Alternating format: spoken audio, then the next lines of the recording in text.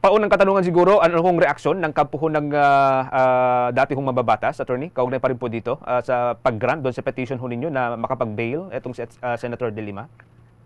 Ay, hindi na po sekreto na talagang napakasaya at Mm. tuwan-tuwa si Senator Laila de Lima nung matapos ng 6 na taon, 8 buwan at 21 pagkakakulong ay siya ay makakauwi na. At unang-una nga niya naging nasa kanyang isipan ay bisitahin agad ang kanyang 91-year-old na mami na Mm. ngayon ay nasa Iriga at may sakit at bedridden according to her, no? So, kami po ay nagpapasalamat sa hukuman sa kanyang naging desisyon, hindi lang para kay Senator Laila de Lima, pati na rin para sa mga akusado sa ibang mga akusado na mapalaya kahit pansamantala man lang muna. Okay. In-expect ho ba natin na under sa Administrasyong Marcos, attorney, ay makakalaya ho si Senator o dating Senator Leila? Well, ini-expect namin na makakalaya si Senator Laila de Lima sa dulo dahil talagang sa umpisa pa lang naniniwala kami na ang akusasyon at ang mga paratang laban sa kanya ay pawang mga haka-haka lamang at ito ay ginawa lamang para siya ay parusahan dahil sa kanyang advokasya laban sa extrajudicial killing noon, Opo, opo. no?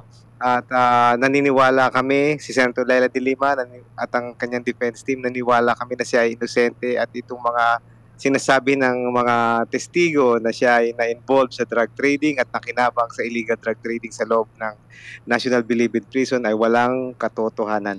Okay. I believe may mga katanungan, karagdagang katanungan si Bong Weber. Bong Weber?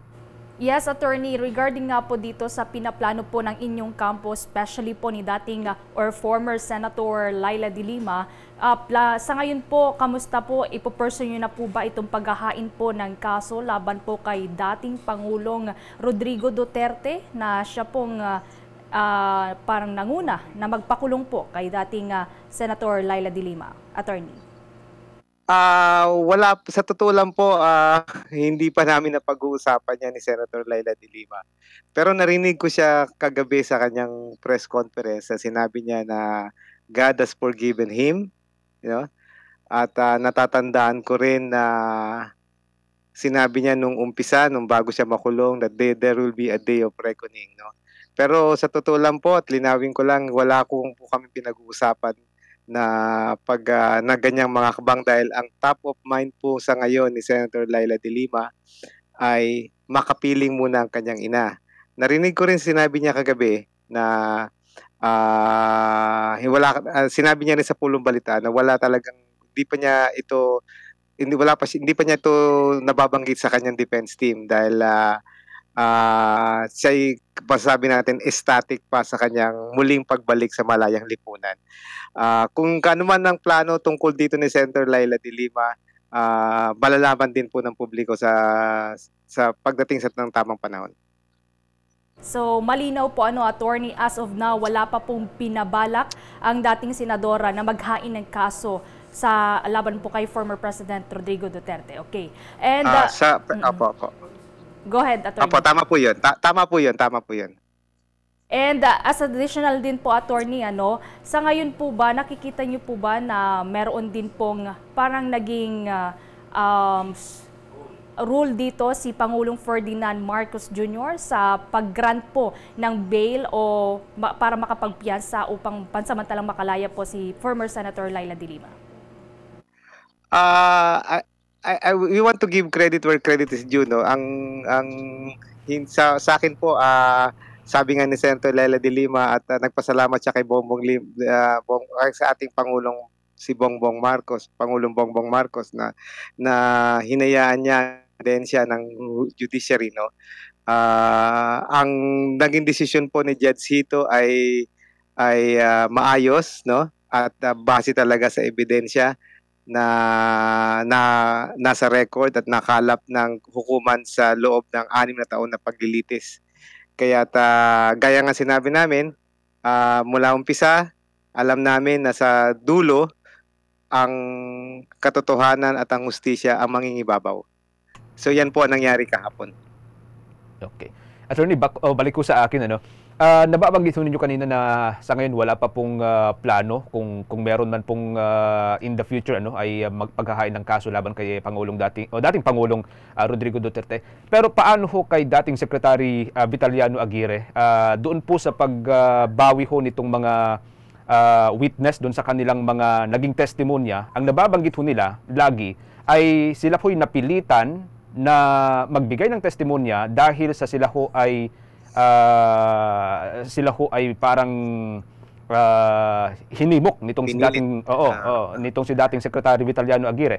Meron ho tayong so far or sa ngayon, meron po ba tayong mga ganitong plano ho na possibly balikan ito hong si dating Secretary Aguirre, attorney? Well, ganun din po magiging sagot ko. Wala naman pong sinasabi Senator Laila de Lima sa amin as of now na gawin agad yan at pag-aralan agad yan. Dahil nga sabi ko, on top of mind sa kanya ay siya ay makapag-reintegrate muli sa ating malayang lipunan, makita muli ang kanyang ina, at ang sabi nga niya kagabi, gusto ko pang matuto ulit mo gumamit ng cellphone dahil sa 6 na taon siyang almost 7 years siyang hindi gumagamit ng cellphone at nagugulat na raw siya sa teknolohiya ngayon. Yan po talaga ang nasa isip niya ngayon pero at the back of my mind personally, nangingibabaw po yung kanyang pananalita na there will be a day of reckoning. No? So, siguro pagbigyan lang po natin Senator Laila de Lima sa ngayon na makapagpahinga, masiayos. Gusto nga niya kagabi, sabi niya, I want to redeem my name. Sinabi niya yung kagabi. That they try to destroy, I want to rebuild my life that they try to destroy.